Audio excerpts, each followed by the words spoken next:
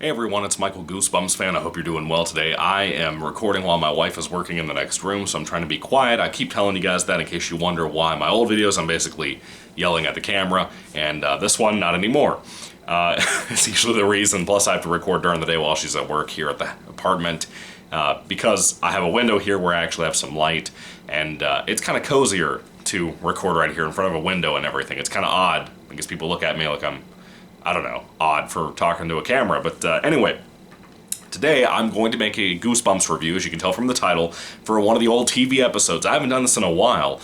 This one's for a book I read about 3 weeks ago. It took me a while to get around to watching the episode. I have been busy, slam-packed, like every day was something else to do. I wanted to finally get around to watch this. People have been asking me about it, so here you are. Anyway, this is the Season 3, Episode 7, episode of the old Goosebumps adaptation TV show, The Barking Ghost. Yes. Finally watched the episode, and I have some thoughts. It's a single episode, a standalone episode. It's not a two-parter or anything like that. It came out on October 11th, 1997, so I was almost 3 years old at the time. It was about 22 minutes long, and it was directed by William Fruet, or Fruet, whatever his name is. He directed some of my favorite episodes ever from Goosebumps, whether it be Attack of the Jack-O-Lanterns, whether it be Revenge of the Lawn Gnomes, Attack of the Mutant Part 1 and Part 2. Let's see, what else did he do? The Haunted Mask Part 1 and Part 2, I think? In the sense of, or Haunted Mask 2, I believe? Yeah, I'm pretty sure he did Haunted Mask 2. Anyway, Stay Out of the Basement Part 1 and Part 2, One Day at Horrorland Part 1 and Part 2, Don't Like Mummy, which is one of my favorites, one of the scariest Goosebumps episodes in my opinion, A Night in Terror Tower Part 1 and Part 2, I think he also did the original Haunted Mask, I believe? I'm not sure. Welcome to Dead House Part 1 and Part 2, Piano Lessons Can Be Murder, which was really good, My Best Friend is Invisible, which was solid. I think from what I remember, it was solid. Deep Trouble Part 1 and Part 2. I've got so much stuff here that I had watched from him. The House of No Return, and this, and he did a lot of stuff. He and Timothy Bond are like the big names of Goosebumps directors who adapted a lot of these old books that we love so much into classical episodes. And I'm going to say something. It's probably going to seem like a little bit of a blasphemy. By the way, here's my book copy right here that I reviewed, and I've always loved that cover. Always wanted to read the book when I was in elementary school and stuff when I became a Goosebumps fan because of this cover. It looks great. The book is bad. It starts out really solid and promising, and then it ruins itself. I have the DVD copy here. I believe my grandmother bought this for me years ago. Of course, it has both of these things on there, and on the back it actually tells you there's like 3 episodes per disc. The Ghost Beach one is the one that has the Barking Ghost and Be Careful What You Wish For on it. And, yeah. So I'm going to say something kind of controversial. I love William Fruet's adaptations of Goosebumps. Everything from The Masked Mutant to Attack of the Jack-O-Lanterns, his stuff is usually great. He knows how to really balance out, just like how Timothy Bond knows how to balance out, the feeling of humor and fear and horror at the same time within a Goosebumps thing. He can really direct R.L. Stine things to the big screen, in this case the small screen, because it's a TV show. This may very well be, unless I'm forgetting something, this may very well be the worst one that he's ever directed. It's horrible. This is very much, in my opinion, a contender for one of the worst Goosebumps episodes to ever be made. Ever. Now, I don't know what the new TV show is going to have for us if it comes out, if it gets made. I don't know what that's going to entail for all of us, but I'm going to tell you straightforward, this is horrible. This is like, to me, this is more goofy and awful than the actual book was. The book itself, like I said, started out promising. It worked into kind of a haunted house, sort of kind of haunted woods type of story. And then it changed, and it was horrible the direction it went into. It just ruined that whole book for me. I talked about that tremendously in my book review, in case you want to check that out. Of course, this spoiler-free review is not going to have anything to ruin anything for you. That's why it's called spoiler-free. So hopefully you'll stick around and, listen to my thoughts on this stuff. Of course, I don't know how long this video will be. I don't really want to talk about it very long. The episode is so bad. Kind of in a mellow mood today, though, so I'm just kind of talking about whatever at a very slow, nice pace. So, the Barking Ghost. There are 2 ghosts, supposedly ghosts, in this episode. Just like in the book, I complain about the title all the time. It's a stupid title. Basically, you have the little kid that played the younger brother Daniel in Night of the Living Dummy 3, and I love that kid to death. I think he's a great actor. I think he would have been really good in more kids' entertainment back in the day. He really didn't do much entertainment at all for acting. which probably for the best. Hollywood ruins lives, so it doesn't surprise me. I'm kind of glad he didn't get involved with too many other things, but I love him in Night of the Living Dummy 3. I was really excited to see him here when I started seeing screenshots online before I watched the actual episode. So he's trying his best here. With Timothy Bond, Night of the Living Dummy 1 and 2, or Part 1 and 2 for Night of the Living Dummy 3, he's great there. I love him as Daniel. I think he just fits that role so well. He's really fun there. He's not the greatest actor of all time, but I think he's really good for what he is. I think he's a good kid actor. Probably one of my favorite Goosebumps actors, period. I really like that kid. I grew up watching him all the time on Night of the Living Dummy 3 because I was obsessed with that episode. That was like the one that I just adored growing up. It's still my favorite episode of all time at this current moment. I don't think anything will change that because of the nostalgia factor behind that. Anyway, he and his family just moved into a new house. It's kind of like out in the woods, kind of away. I know in the book they mentioned that they moved from the big city. I can't remember in the episode if I just watched the episode, I can't even remember if they actually brought up that, hey, we moved out of a big city into this small woods area. Not really necessary, but just thought I'd throw that out there in case you didn't know if you haven't read the book. If you're planning on, you've watched the TV show all the way through, all the episodes, and you saw this one and thought it was terrible, and you thought the book's probably better, right? No. It's the same situation as Be Careful What You Wish For. The book is not better, by any means. It's a mess. It's awful. This one actually starts off with a prologue that was not in the book of two, like, outlaw criminal guys. I'm assuming they're outlaws of some sort, like bandits. And they're running away from the police who are going to hang them. Or somebody is going to hang them. Sheriffs, I don't know. And they run out in the woods, and then they found this tree that they called the Changing Tree. Now, mind you, there was like a shack out in the woods in the book. It was called the Changing Room, which was also stupid, but the Changing Tree makes it more natural, I guess. So that's supposed to be more entertaining or more fitting. I don't know what William Fruit was thinking here. This is season 3. He's done quite a bit of work before this. I don't know what happened with that. I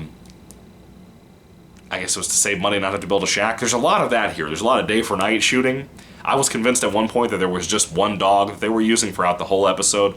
But it turned out there were 2, so they had 2 dogs here. They were able to afford that. The show in general typically is a low-budget show, and William Fruit, or Fruet, is usually the guy who's the master of low-budget directing. He can usually do something really special with that. Attack of the Jack-o'-lanterns is one of those. It's really just kids trick-or-treating on Halloween night in costumes, really cheap costumes, and then you have the monster costumes, which look really good. They probably cost like maybe $200 to make that whole episode. Well, probably a little bit more, but like for the actual things on screen, it's probably like $200 that they actually spent. Not a whole lot of money invested in that. William Fruit can really take advantage of that and do something special with that. Not here. Not here. And I don't know if it's a budget restriction or what. There's a little bit of a special effects thing. When I say that, it's 1990s special effects on TV with low budget, so expect that it's like a YouTube video almost. Not the best. It's not going to stick with you.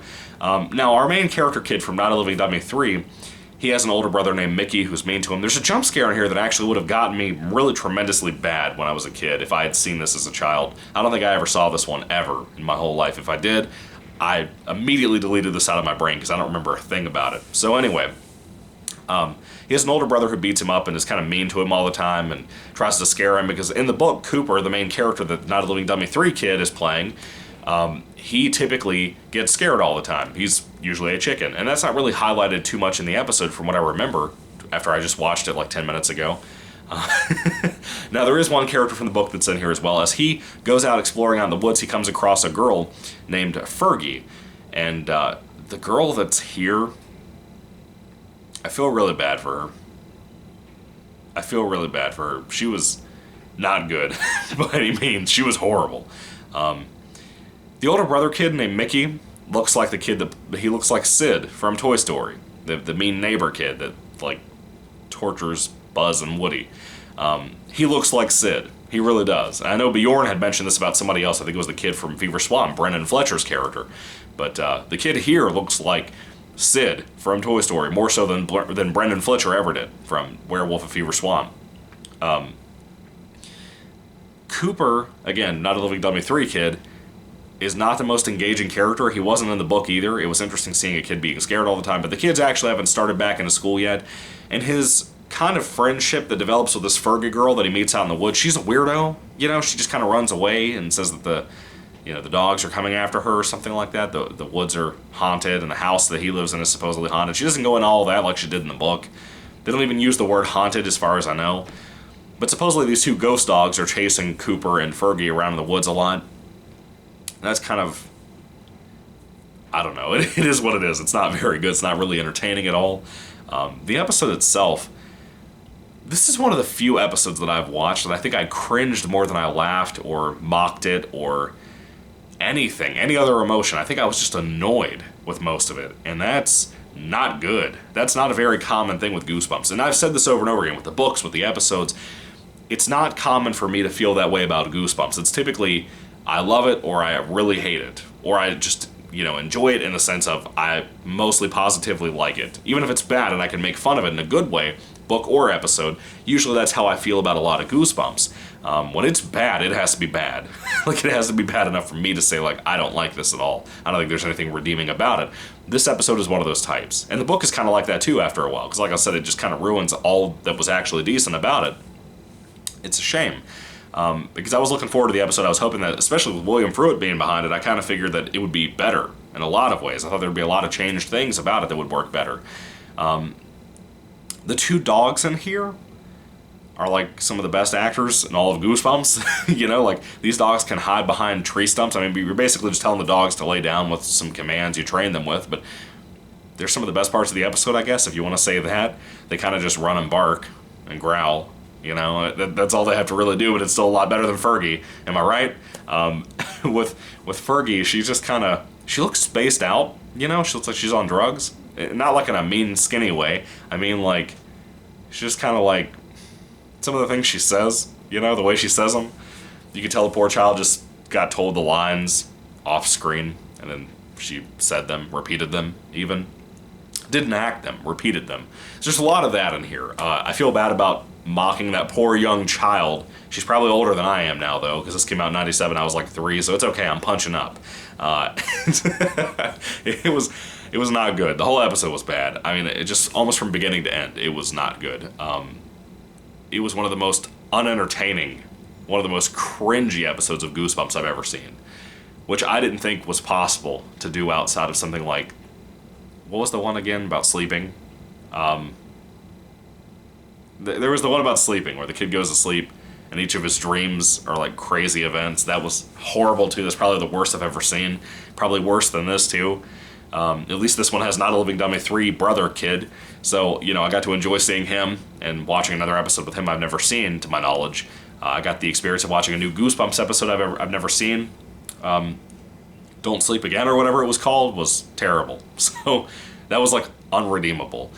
But I don't know what the rating was for that. I don't remember. But this one's not going to be much better. In overall term, no matter what I rate it, it's still not going to be much better. This was an insult, personally. I think it's horrendous. Again, I'm glad I own this on DVD. I have the bootleg copy thing I always have, too, that I tell you guys about, where I have episodes like this on there. But I gotta say, I think I like the book a little bit better, just because it started out in a better light. It didn't last long, but it tried. It tried better. R.L. Stine was more behind this than he was this. But William Fruit, I think, tried with the whole changing it to a tree thing instead of having to find a shack in the middle of the woods somewhere. It just didn't hold up well. All of this is bad. The book, the episode, all of it. So I don't really recommend any of it. It's horrible. That prologue with the two outlaw guys, their accent is just unbelievably bad.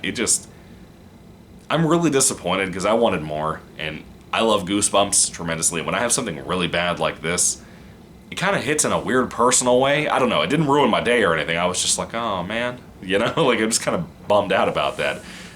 Just kind of it's like if you stump your toe at the beginning of your day as soon as you got out of bed. It's kind of just the wrong thing to happen as soon as you get out of bed.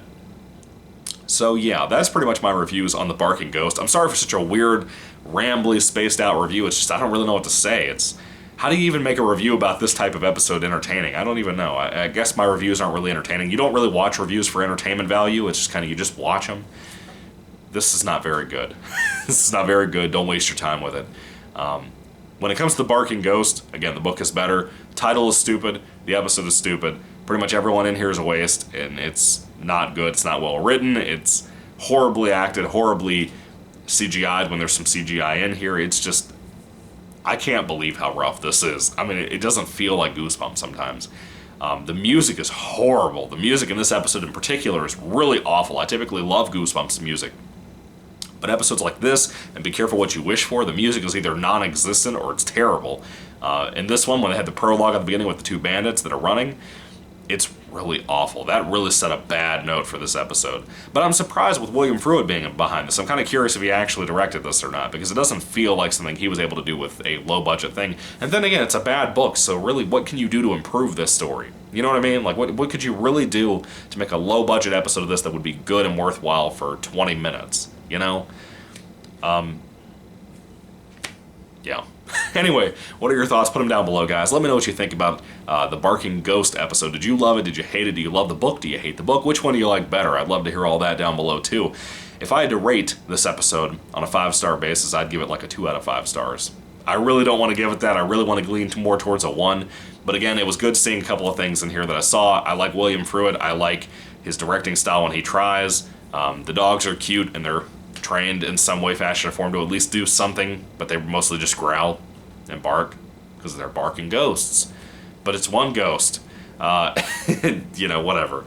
And the kid from Not a Living Dummy 3, I was glad to see him again. What was the kid's name again? I want to give him the benefit of the doubt and give him, you know, kind of a props, because I don't think anybody ever does. Everybody forgets this kid. Blair Slater. Yeah, Blair Slater. I love that kid. I'm going to put a heart on his IMDb page, because I'll never see anything from this kid ever again. He'll never put out anything else, but I'll put the heart there. Love you, Blair. Anyway, what are your thoughts, guys, on the episode? Again, 2 out of 5 stars for me. This is very likely, possibly, in like the bottom 2 or 3 episodes that I've seen so far of the whole classic Goosebumps TV show. I don't have much praise at all for this episode. It was bad. It wasn't as bad as Be Careful What You Wish For, I think. I think I gave that a 2 out of 5, or a 1 out of 5, something like that, but... Oh, anyway, what are your thoughts? Put them down below again. Thank you for watching. God bless you guys. I'll see you in the next episode review or book review or something if you subscribe and watch further on, or whatever else comes out, Goosebumps news videos, or whatever, God willing, I'm able to put out. Thank you for being here. Thank you for subscribing and talking with me and talking with the community. You guys rock. I love talking to you guys all the time. And God bless you guys. Goodbye.